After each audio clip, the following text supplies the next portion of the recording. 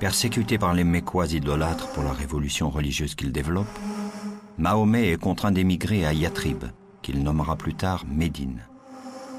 Dans sa fuite, la légende enregistre déjà le premier miracle. Une araignée a tissé sa toile à l'entrée de sa cachette pour tromper ses poursuivants. Le prophète arabe était né à la Mecque en 571 après Jésus-Christ. À 40 ans, il recevait une révélation. Yathrib, étape importante des grandes caravanes vers la Perse, située à 350 km de la Mecque, n'a jamais pu devenir une grande métropole. Sa position excentrée et sa population hétérogène la tenaient jusqu'ici en marge de l'histoire.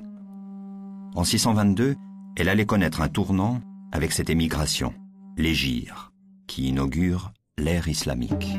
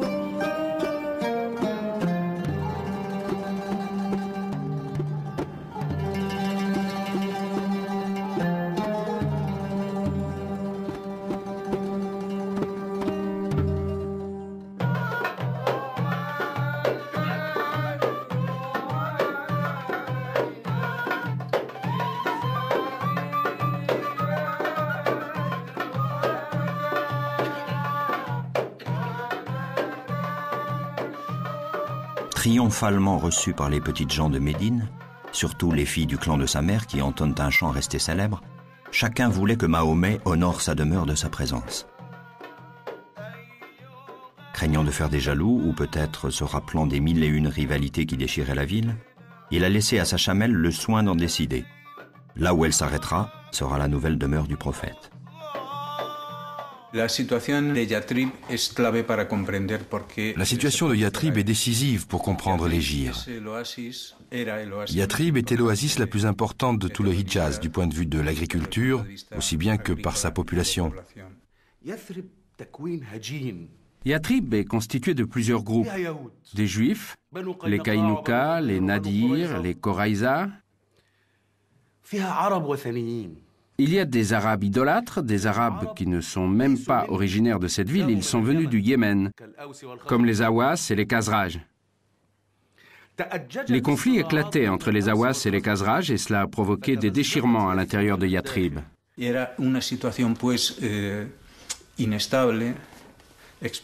C'était une situation instable, explosive, qui aurait pu conduire de nouveau à une guerre civile.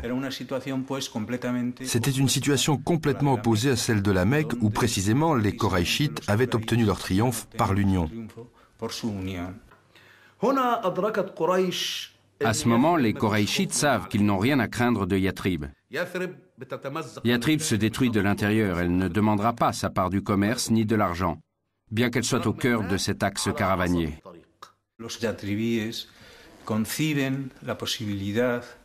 À ce moment, ces pèlerins de Yathrib ont dans l'idée de proposer à leurs concitoyens que cet homme saint, qui disait des phrases si belles et si émouvantes, soit admis dans leur ville en tant que juge de paix, pour arbitrer leurs querelles.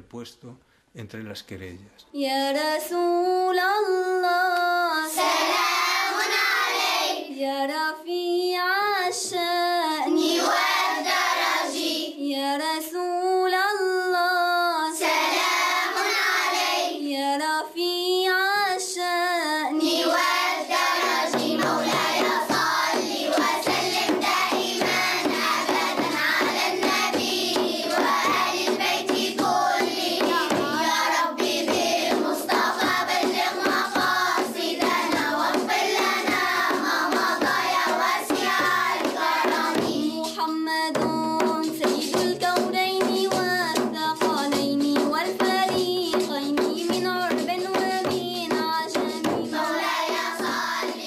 Après avoir érigé la toute première mosquée de l'islam et la plus importante partie du Coran déjà révélée, Mahomet, à côté de son statut de prophète et d'envoyé de Dieu, exerçait pleinement à Yatrib son rôle d'arbitre politique.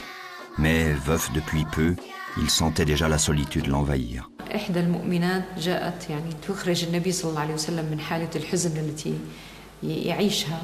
جاءت إلى النبي وقالت: يا رسول الله ألا أتزوج؟ قال: ومن أتزوج؟ فتقول: أحب خلق الله إليك. بنت أحب خلق الله إليك. ووردت أيضا أحب خلق الله إليك عن عائشة. نعم. ففي شيء يبدو أن السيدة عائشة من طفولتها ظهر فيها علامات النجابة والنبوغ والذكاء. كان شيء هناك محمد صلى الله عليه وسلم منجذب إليها. كانت طفلة صغيرة السيدة عائشة، ولكن منذ هذه الطفولة كان هناك توجه عاطفي من قبل النبي لها. كان يحبها، ولا شك أن لها ميزات ممتازة جعلت النبي صلى الله عليه وسلم يميزها ويؤثرها. نحن في عصرنا قد نستهجن هذه الفوارق في العمر وفي السن، لكن يبدو بهذاك العصر ما كان له قيمة أبدا موضوع السن والعمر. المهم أننا نرى الزواج ناجح يمشي بنجاح. والسيدة عائشة كانت إلى أقصى حد محبة ومتفاعلة مع النبي صلى الله عليه وسلم. لم تشعر بأي ظلم أنه هو أكبر منها بكثير. حصلت الخطبة ولم تتزوج إلا بعد الهجرة بسنة أو سنتين تقريبا. Les musulmans étaient composés de deux groupes, les Muhajiroun, ceux qui avaient émigré de la Mecque à Médine, et les Ansar. Le prophète a appelé Ansar ceux qui l'ont soutenu, abolissant les noms de Awas et Khazraj, qui rappelaient trop les conflits qui les opposaient, et les deux communautés se sont unies. Il a constitué un groupe solidaire, dont les membres ne sont unis ni par des liens de sang comme dans la tribu, ni par des liens ethniques. On ne différencie un arabe d'un non-arabe que par la dévotion. Il a constitué ce groupe, que l'on a appelé la Ummah, nation ou communauté, sur un principe confessionnel, une fraternité dans la foi.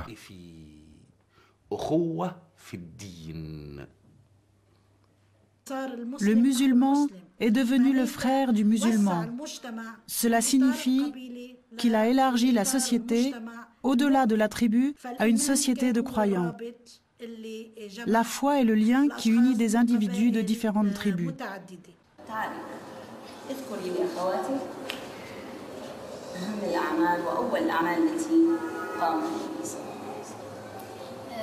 لما هاجر النبي صلى الله عليه وسلم على المدينة فهناك أعمال قام فيها. أول أعمال اللي قام فيها هي تأسيس الدولة الإسلامية. كيف تأسس الدولة الإسلامية؟ من خلال بناء المسجد اللي يعتبره هو ركيز للدولة الإسلامية. فيه بيجتمع المسلمين يتداولوا أمورهم الحربية والسياسية والدينية كل الأمور فيه. ثاني عمل عمله النبي صلى الله عليه وسلم لدى وصوله للمدينة هو المؤاخاة بين المهاجرين والأنصار. أصبح الأنصاري يتنازل عن كل ما يملك نصف ما يملك لأخوه المهاجر من ديار وأموال، حتى أنه تنازل عنه عن بعض زوجاته. ثالث عمل هو أوجد النبي صلى الله عليه وسلم دستور يحكم بين المسلمين. هالدستور تضمن انه اليهود بيتعاملوا مثل معامله الاسلام، مثل معامله المسلمين، لهم مثل ما علينا وعليهم مثل ما علينا، وكل اهل الكتاب. Il a promulgué ce qu'on appelle la charte de Médine. En termes modernes, on peut dire que cela fut la première constitution dans une société musulmane. Le prophète y reconnaissait la multiplicité des confessions. Quant aux affaires religieuses, chaque communauté religieuse était responsable de la gestion de ses affaires de façon indépendante. Le Coran insiste sur la liberté de croyance et un verset dit « Il n'y a pas de contrainte en religion ». C'est clair et évident. Un autre verset dit « Celui d'entre vous qui le veut peut croire et celui qui le veut peut ne pas croire ». Il a donc fait conclure un pacte entre tous pour qu'ils se respectent les uns les autres, qu'ils vivent en harmonie dans le respect des lois et la responsabilité sociale. En d'autres termes, les Juifs vivant à Médine, les musulmans et les chrétiens étaient appelés dans le cadre de la défense de Médine à s'opposer à ceux qui l'attaquaient, même s'ils appartenaient à leur religion et à leur ethnie. Ceci nous rapproche de l'idée du contrat social, national. في المدينة تنزل الأمطار أكثر مما هو الحال في مكة فإذا ببعض أصحابه يصابون بحمى المدينة ومن شدة حماها كان الذين أصيبوا بالحمى من شدة الحرارة يهذون يتكلمون فلا يعون الكلام وليس ذلك بغريب فالمهاجرون من مكة غادروا بيئة عاشوا بها واعتادوها إلى بيئة مختلفة حتى أن كثيرا من المسلمين ما عادوا يقدرون على الصلاة وقوفا فكانوا يصلون قعودا توجه رسول الله صلى الله عليه وسلم بالدعاء لربه فقال اللهم حبب إلينا المدينة كما حببت إلينا مكة أو أشد وبارك لنا في مدها وصاعها وانقل وباءها إلى الجحفة والجحفة مجمع الأسيال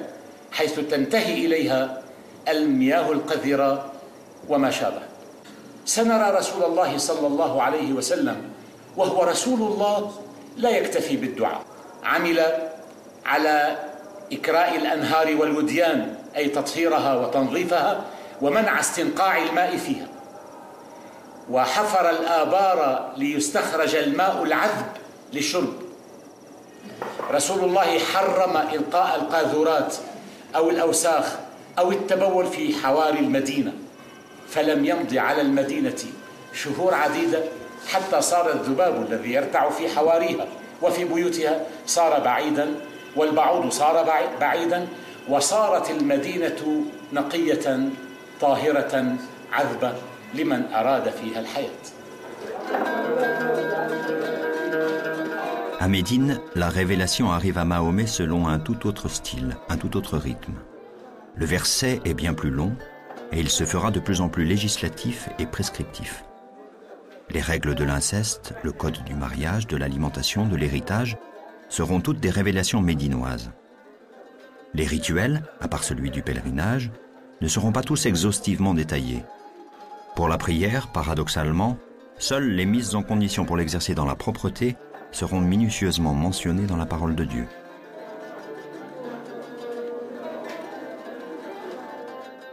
Ô croyants, quand vous vous disposez à faire la prière, lavez-vous le visage et les mains jusqu'aux coudes. Essuyez-vous la tête et les pieds jusqu'aux chevilles. Purifiez-vous après la cohabitation avec vos épouses.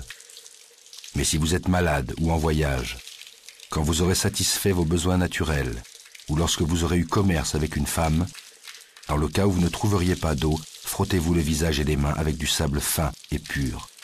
Sourate 5, versets 8 et 9. Lors de la deuxième année de l'Hégire, c'est-à-dire en 624 après Jésus-Christ, eut lieu la première mise à l'épreuve de la force du prophète à Yatrib. Les Mécois commençaient à craindre la nouvelle puissance du prophète dans la ville. Les historiens disent que la Mecque a produit le nectar et Yatrib la guerre. La Mecque était la demeure de l'amour et Médine était la demeure de la guerre. Cette politique d'affrontement est issue d'une nécessité matérielle inéluctable. De quoi allaient-ils vivre, les émigrants?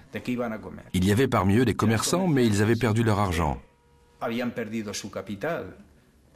D'autres encore, plus pauvres, n'étaient ni artisans ni agriculteurs. Ils ont trouvé la réponse la plus logique. Ils allaient vivre selon la coutume arabe ancestrale, la djihad, c'est-à-dire vivre de la razzia. C'est à ce moment-là que Mahomet a l'idée des attaques contre les Qurayshites. Ce goût de la razzia qu'ils exerçaient les uns contre les autres, il va le canaliser sur les ennemis de la religion naissante. ses successeurs vont eux aussi utiliser cette fureur bédouine pour la mettre au service de leur conquête. La prédication pour l'islam remettait la prospérité à plus tard, au jour dernier, au jour du jugement dernier au paradis. Mais à Yatrib, le prophète a légalisé les razzias. Il a autorisé les rapts et les attaques contre les caravanes de Quraïch, où qu'elles soient.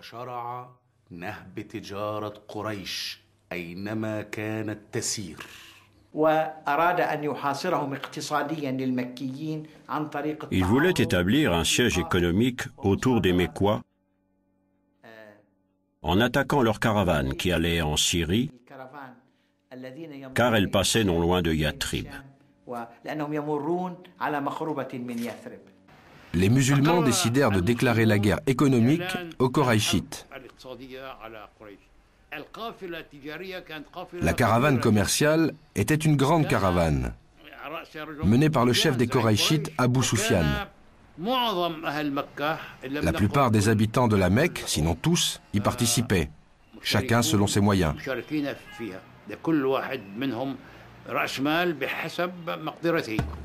Badr. Nulle chronique n'aurait mentionné ce coin perdu s'il n'y avait là 3 puits et s'il n'était donc un passage obligé sur le chemin des caravanes. Depuis l'installation de Mahomet, les émigrés continuaient d'arriver de la Mecque. Ils n'avaient ni activité ni ressources et cela agaçait de plus en plus les Médinois. Est-ce par hasard que juste à ce moment, le prophète décide de lancer la belle opération militaire de Badr?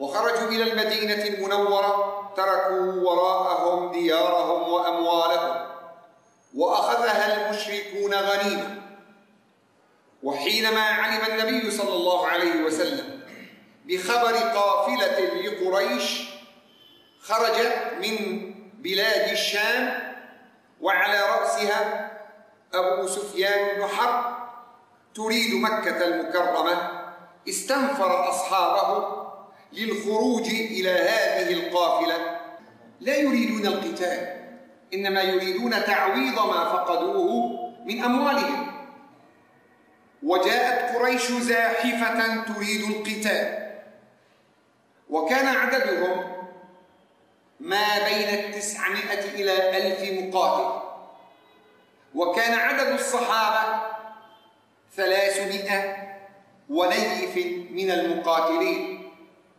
خرجوا لا يريدون القتال وجاء أولئك يريدون أن يطفئوا نور الله بأفواههم وابتدأ القتال ووقف النبي صلى الله عليه وسلم في العريش المكان الذي صنعه له أصحابه ليشرف على قيادة المعركة وراح يتضرع إلى الله وهو يبكي ويقول اللهم هذه قريش أتت بخيلائها تريد أن تطفئ نورك اللهم نصرك الذي وعدت لأوليائك اللهم إن تهلك هذه العصبة فإنك لن تعبد في الأرض بعدها أبدا وما زال رسول الله يدعو إلى أن خفق في العريش خفقة وقال أبشر يا أبا بكر هذا جبريل آخذ بعنان فرسه يقوده على النقع فكانت الملائكة تقاتل إلى جانب المؤمنين صفا بصف ويدا بيد وكان النصر للمسلمين وخذل الله المشركين وأسر من المشركين 70 مقاتلا. Avec la victoire des musulmans, la face du monde a changé. Les musulmans ont vaincu, c'est le début du développement de l'islam. Si les infidèles avaient vaincu, c'en aurait été fini de l'islam.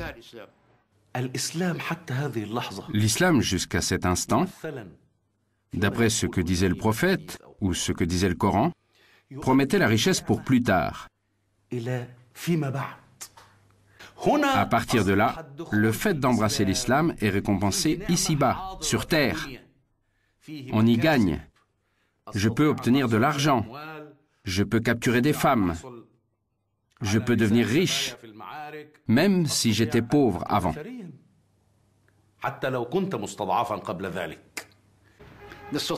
On peut dire que l'entité de l'État et le noyau de l'armée ont commencé à se constituer après la bataille de Badr.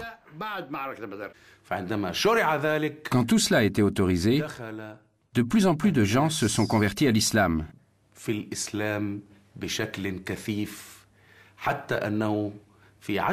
À tel point qu'après 10 années seulement passées à Yathrib, Mahomet a pu assiéger la Mecque avec 10 000 guerriers.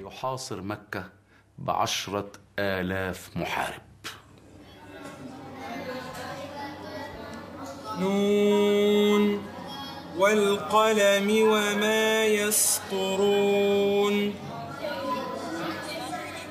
ما أنت بنعمة ربك بمجنون يلا على السطر اللي بعده Un élément nouveau, le butin, allait alors bouleverser la donne. Une sourate longue, la 8e, consacrée aux conséquences de la bataille de Badr, est révélée et réglemente le butin comme une véritable institution. D'abord pour les captifs, il y a une innovation. Mahomet va édicter une règle originale. Qu'un prisonnier enseigne à écrire à 10 musulmans et le voilà relaxé. Avec Badr, les émigrés qui considéraient le prophète comme un des leurs relèvent enfin la tête. D'intrus gênants et improductifs, les voici combattants et en plus possédants. Les gens de Médine, que le prophète surnommera les Ansars, ceux qui lui sont venus en renfort, ont affronté ces diables de Mécois et ce sont eux, les oubliés de l'histoire, qui ont gagné, grâce à Dieu, sans aucun doute. La tribu de Koraïch était affaiblie et commençait à vaciller. Il subsistait un problème à Yathrib et ce problème, c'était les Juifs.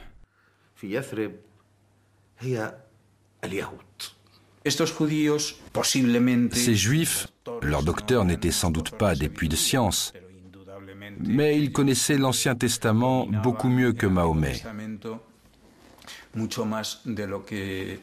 Là se trouve une des causes de la rupture. S'appuyant sur leur propre révélation, ils étaient la négation vivante de la prophétie de Mahomet. Les voilà sur la base de leur livre sacré qui nie la mission de Mahomet devant lui et dans sa ville même. Ceci est un fait décisif qui va amener Mahomet à rompre avec les Juifs. Il se sent blessé et se montrera impitoyable à leur égard. Il faut se débarrasser de cet élément perturbateur à Yathrib pour qu'il ne reste dans la ville que ce groupe solidaire qui croit en l'islam.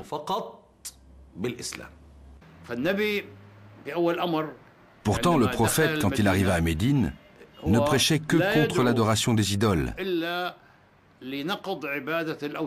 Il permettait aux Juifs de préserver leur confession.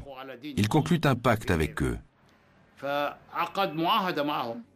Ce pacte, qui avait été établi par écrit, ne dura pas longtemps, car les Mécois, qui avaient été défaits à Badr, reprirent secrètement des contacts avec des Juifs à Médine.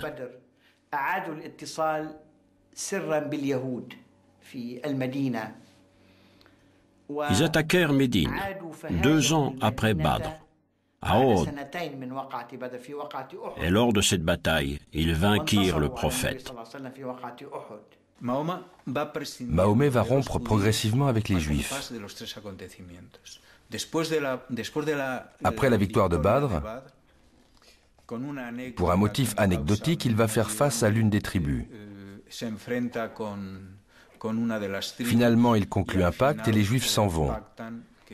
Ils partent avec tous leurs biens, de sorte qu'à cette occasion, Mahomet obtient un gain matériel limité, mais qui lui a permis de mettre hors jeu une des tribus.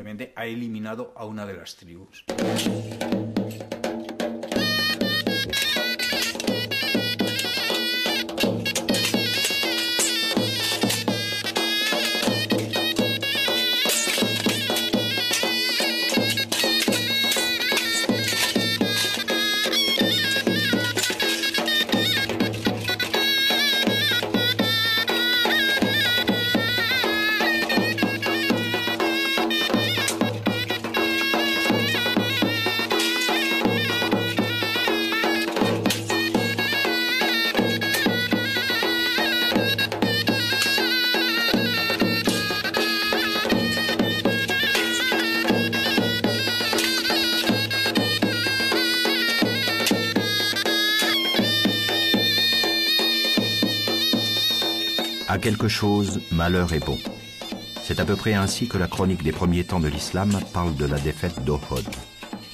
Car si le triomphe à Badr a aguerri les fidèles, il leur a fait oublier qu'ils étaient encore loin de former une armée.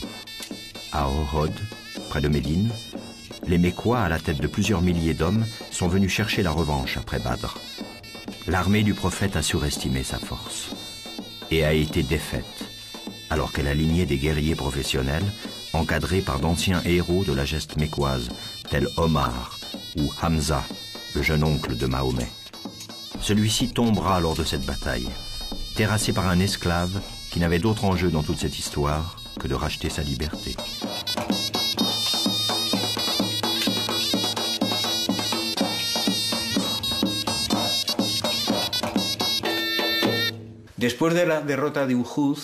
Après la déroute d'Ohod, il va neutraliser la seconde tribu juive, les Nadirs. Là encore avec un motif de circonstance. Il fallait payer une rançon et Mahomet s'est adressé aux Nadirs, aux chefs des Nadirs, pour leur demander une contribution, étant donné que les Juifs faisaient partie de la Oumma, la nouvelle structure communautaire établie par Mahomet à Yatrib. Les Juifs, les chefs des Nadirs, répondent « Nous t'accordons l'aide que tu nous demandes. »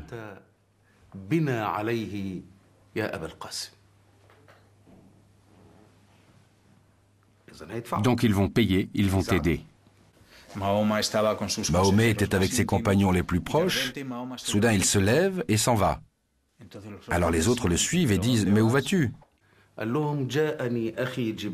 Il leur répond « J'ai reçu la visite de mon frère Gabriel. Il m'a informé qu'il complotait contre moi. » Et alors il dit « J'ai su que les Juifs préparaient ma mort. » Il leur déclare la guerre, les encercle, et l'histoire recommence. Les Juifs font confiance à leurs alliés, mais ceux-ci ne bougent pas. Ils sont donc obligés de capituler. Après les avoir vaincus, il leur fit choisir entre se soumettre à son autorité ou être expulsés. Ils préférèrent quitter Médine et émigrer. Certains émigrèrent à Kaïbar, d'autres émigrèrent en Syrie, en Palestine et en Irak. Ils capitulent, mais contrairement à la dernière fois, ils ne leur accordent pas de délai pour vendre leurs biens. Ils les laissent partir avec seulement leurs biens mobiliers et ils abandonnent leurs terres.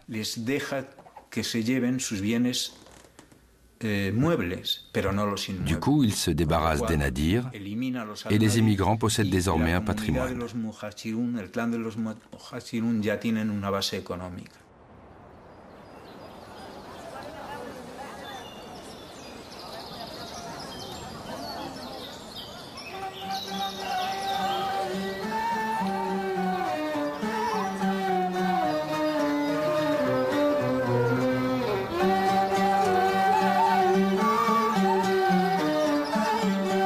Un jour, ayant besoin de correspondre avec un notable, le prophète se rendit chez Zaïd, son esclave affranchi, devenu son fils adoptif. Il n'y trouva que son épouse Zéinab qui l'accueillit. Auparavant, l'envoyé de Dieu éprouvait plutôt de l'aversion pour cette femme, mais cette fois, en la voyant, il fut séduit.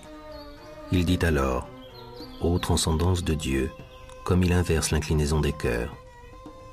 Il déclina la proposition de Zéinab de rester à attendre Zaïd et il s'en alla.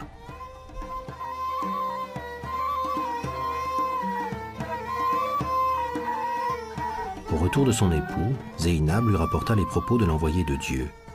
Celui-ci en fut édifié. Dieu lança dans son cœur de l'antipathie pour sa compagne, si bien qu'il se détourna d'elle. Zaïd vint voir le prophète et dit « Ô envoyé de Dieu, je veux me séparer de ma compagne. Elle est trop noble pour moi et cela m'est pénible. Garde ton épouse et crains Dieu, recommanda le prophète. Toutefois, Zaïd finit par divorcer.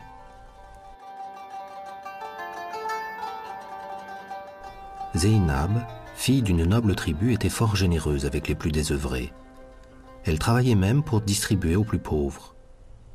Aïcha disait d'elle qu'elle était parmi tout son entourage la plus belle et la plus désirable.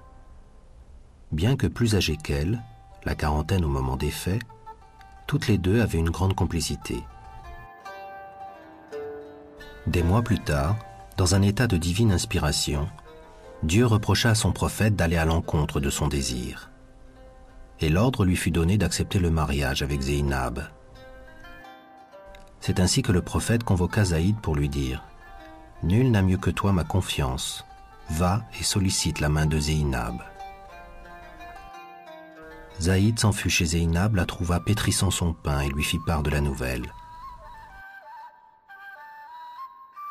Zeynab, enjouée, rendit grâce à Dieu dans une prière.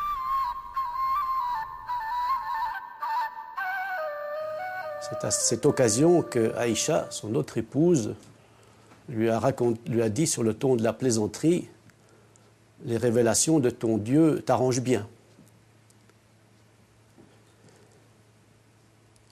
Tous ces mariages de Mohammed, diront les commentateurs, sont des mariages politiques. Dans l'épisode de Zaynab, il s'agit d'autre chose. Le désir de Mohammed se heurte à la loi. Il est intéressant de l'observer là, ce prophète, cet homme, assumant la transgression, assumant son désir dans la transgression. Et dans cet épisode, on voit apparaître, à travers ce désir, la rencontre d'un absolu, d'une espèce de transcendance. Avec la sourate 33, les factions, la révélation est au bord de la clôture. Dans les premiers versets, il est dit « Mahomet n'est le père d'aucun d'entre vos hommes » et au Coran de légiférer sur l'interdiction de l'adoption comme don du nom à un enfant. Celle-ci embrouille les lignages et la logique de l'héritage. Cette sourate concerne aussi le couple et la tenue vestimentaire de la femme. Le voile, au premier temps de l'islam, n'était pas considéré avec autant de rigueur qu'aujourd'hui. Le voile est un des droits de la femme. Mais elle a toute l'attitude de décider elle-même quand et où elle doit en user.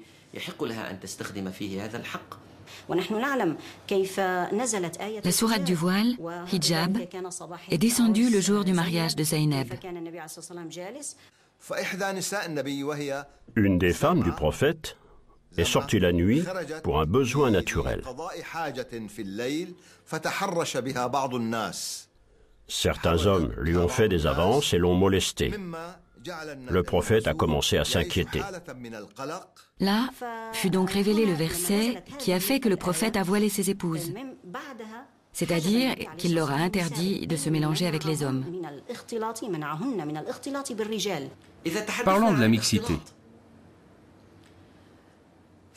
Dans le monde musulman, il y a des milliers de mosquées, mais il n'y a qu'une seule mosquée que nous avons héritée telle qu'elle était du temps du prophète. C'est la mosquée de la Kaaba. C'est la seule mosquée où la mixité est admise. La femme fait le tour de la Kaaba à côté de l'homme.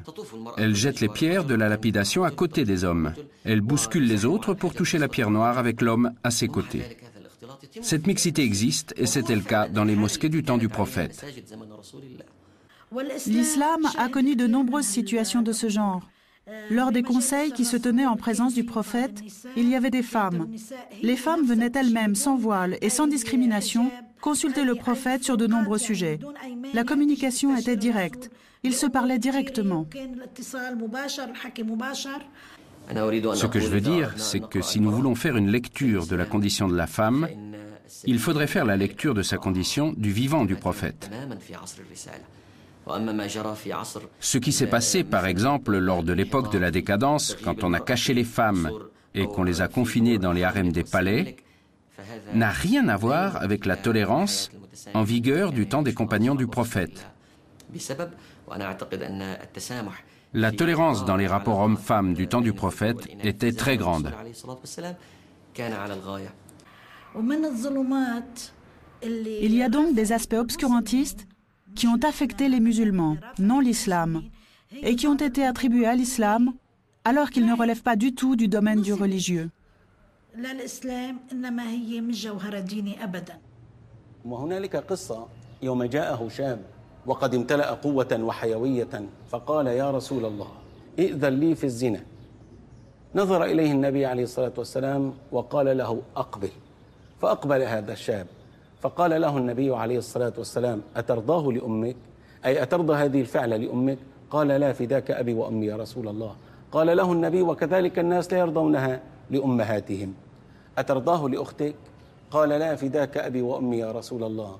قال وكذلك الناس لا يرضونه لأخواتهم. أترضاه لخالتك؟ وراح يعدد عليه قريباته، وفي كل مرة كان يقول لا، فداك أبي وأمي يا رسول الله، والنبي يقول له وكذلك الناس لا يرضونه لأخواتهم ولا لخالاتهم ولا لعماتهم.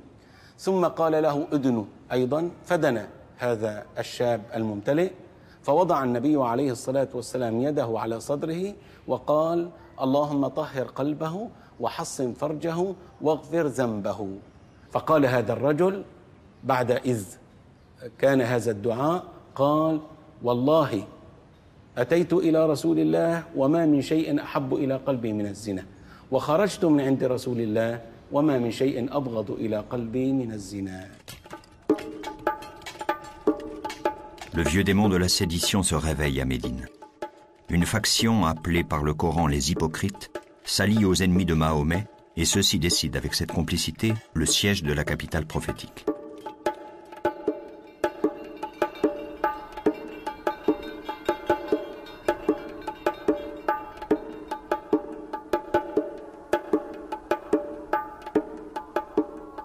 Le prophète, averti que tous les infidèles ensemble allaient venir l'attaquer, réunit ses compagnons et délibéra avec eux. Tous furent d'avis que l'on devait s'enfermer dans la ville.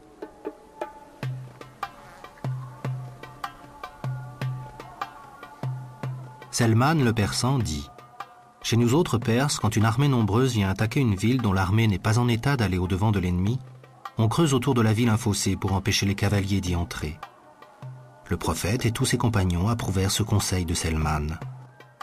Au bout d'un mois, le fossé était achevé. Lorsque les infidèles aperçurent ce fossé autour de Médine, ils furent frappés d'étonnement. Ils n'en avaient jamais vu auparavant. Ne pouvant pas le franchir, ils venaient chaque jour aux portes de la ville. Les infidèles restèrent 26 jours sans qu'il y eût d'engagement.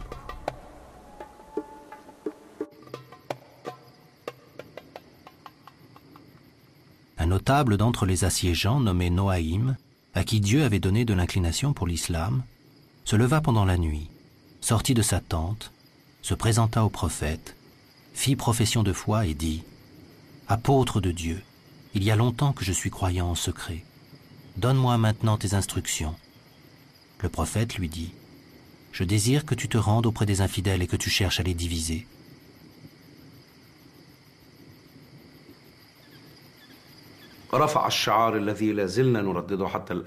Il a lancé le mot d'ordre que nous répétons encore aujourd'hui.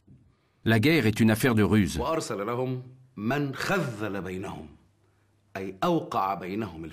Il a envoyé parmi eux des éléments perturbateurs. Ils se sont entretués. En plus, il y avait l'hiver, la pluie, et le siège a donc pris fin sans combat. À la tombée de la nuit, Dieu déchaîna sur le champ des infidèles un vent qui renversa toutes leurs tentes. Les ennemis furent remplis de terreur, car un violent orage menaçait d'éclater. Abou Soufiane résolut de s'enfuir. Les infidèles partirent la nuit même, en enlevant de leurs bagages tout ce qui était embarrassant. Pendant le siège, les musulmans avaient soupçonné les juifs de Médine, les Banu Quraïza, d'avoir eu des contacts secrets de nuit avec les assiégeants. Mais l'espion Noaïm avait pu éviter qu'ils leur permettent l'accès à la ville par le côté qu'ils défendaient. L'armée mécoise partie, les derniers juifs de Médine surent qu'ils étaient condamnés.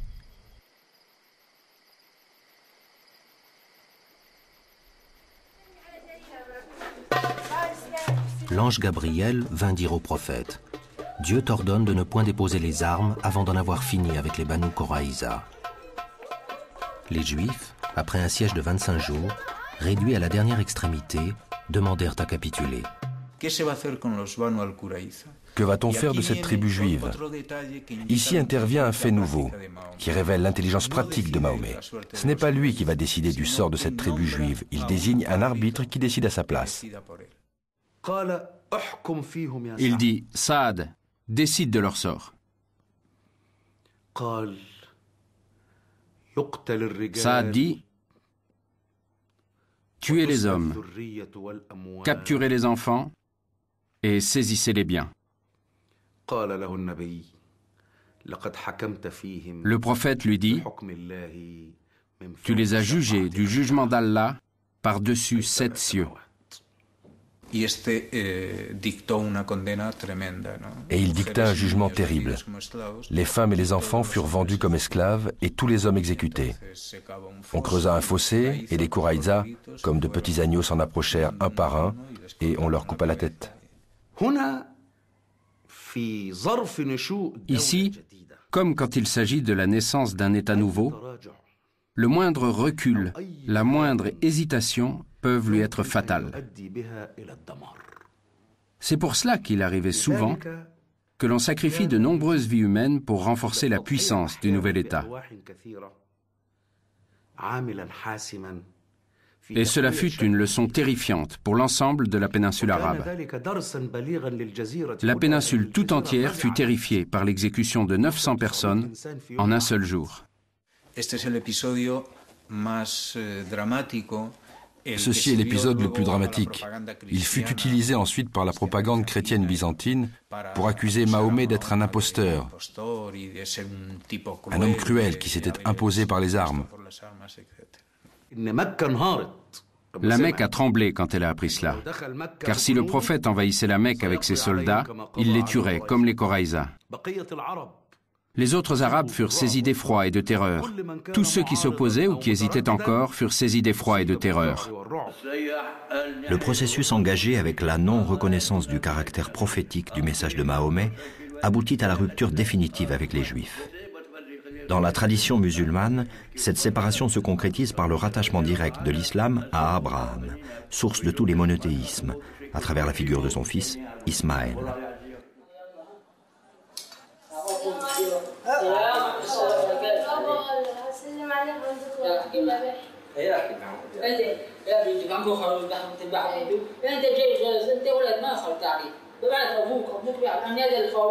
كيفاش فاتو اسماعيل؟ انت ليش معك ابوك بيحكي معه؟ شايف؟ هذا فاتو اسماعيل رب العالمين ابونا ابراهيم الخليل شاتي منهم اني بيذبحوا لابونا اسماعيل. فقوم رب العالمين يقول له يا ابتي افعل ما تؤمر تجدني ان شاء الله من الصابرين. فلما جاب عمشه وجاب السكينه بده يذبحه السكينة تنقلب على عفاها بإذن رب العالمين. فرب العالمين بعته من السماء كبش فدول اسماعيل قال له هذا عواد ابونا عواد اسماعيل هذا فدو. وعاد فك له العماش وجابوا الخروف ذبحوا عواد سيدنا اسماعيل. تذبح الخروف انت تذبح الخروف؟ ايوه انا بجيب الذبح. تذبح الخروف. فهمت قصته يا ابني؟ مع السلامة. الله يعطيك سلمنا على أبوك. مع السلامة خيو مع السلامة. Quand la prière a été imposée aux musulmans, il a pensé qu'il était normal que la direction de la prière soit Jérusalem, vers laquelle prient les Juifs et les chrétiens. Mais en réalité, ce qui s'est passé, c'est qu'ils ne l'ont pas reconnu comme prophète. Les Juifs l'ont combattu et les chrétiens lui ont tourné le dos. Entonces es cuando Mahoma insiste o encuentra la solución o la revelación le da esa solución. C'est alors que Mahomet finit par trouver cette solution, à moins que ce ne soit la révélation qui la lui apporte, l'abrahamisation de son message. Del cual él es portador. Es decir, c'est-à-dire qu'il s'agit de la même révélation, mais il va à la source même de cette révélation, c'est-à-dire à Abraham. Cette révélation n'est pas juive parce que l'origine du judaïsme est Moïse et sa loi. Il saute par-dessus les chrétiens, bien sûr, par-dessus les juifs, et va s'enraciner directement à la source même du monothéisme. Ce que les non-musulmans considèrent comme la dernière des grandes religions monothéistes, l'islam, est pour les musulmans la religion monothéiste primordiale. C'est l'un des fondements de la pensée islamique.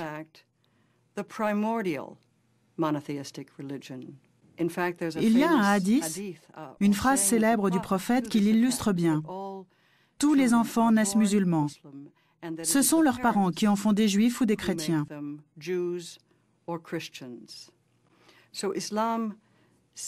L'islam se considère comme l'expression originelle de la volonté de Dieu. Il dit, pourquoi donc continuer à considérer Jérusalem comme notre Qibla, notre direction de prière? Nous n'avons qu'à revenir à notre Qibla abrahamique originel qui est la Kaaba. Car son ancêtre par Ismaël est Abraham. Et c'est également son ancêtre religieux, son guide religieux, comme celui des autres religions monothéistes. Une deuxième conséquence importante de la rupture avec les Juifs et les chrétiens, c'est ce que nous pouvons appeler l'arabisation du message, l'arabisation de l'attitude religieuse de Mahomet. Donc, quand les musulmans voient des différences entre la Bible et le Coran, ou entre les croyances des Juifs et des chrétiens et les leurs, ils les attribuent à la corruption par les Juifs et les chrétiens, qu'elle soit délibérée ou involontaire, de leurs écritures et de la révélation qu'ils ont reçue de Dieu.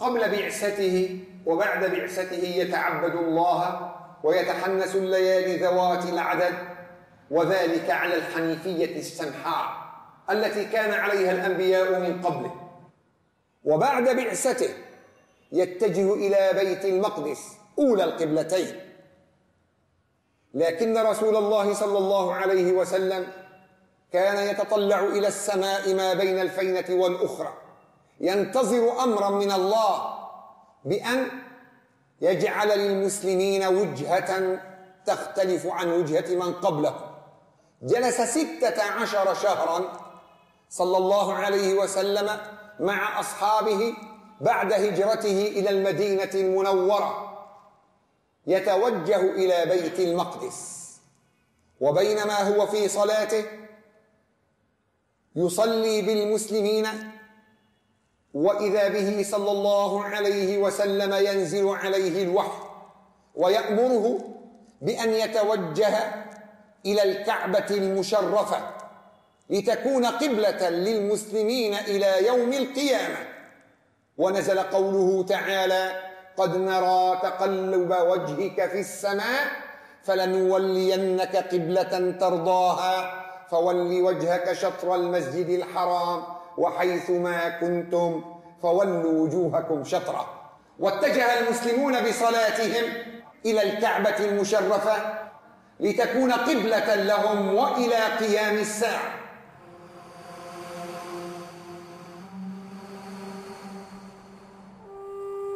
Nous verrons dans l'épisode suivant comment Mahomet, à Médine, en menant de front 2 redoutables combats, mettra autant de dextérité à construire une cité, un espace public, une paix entre les croyants, qu'à poursuivre la guerre contre la bédouinité.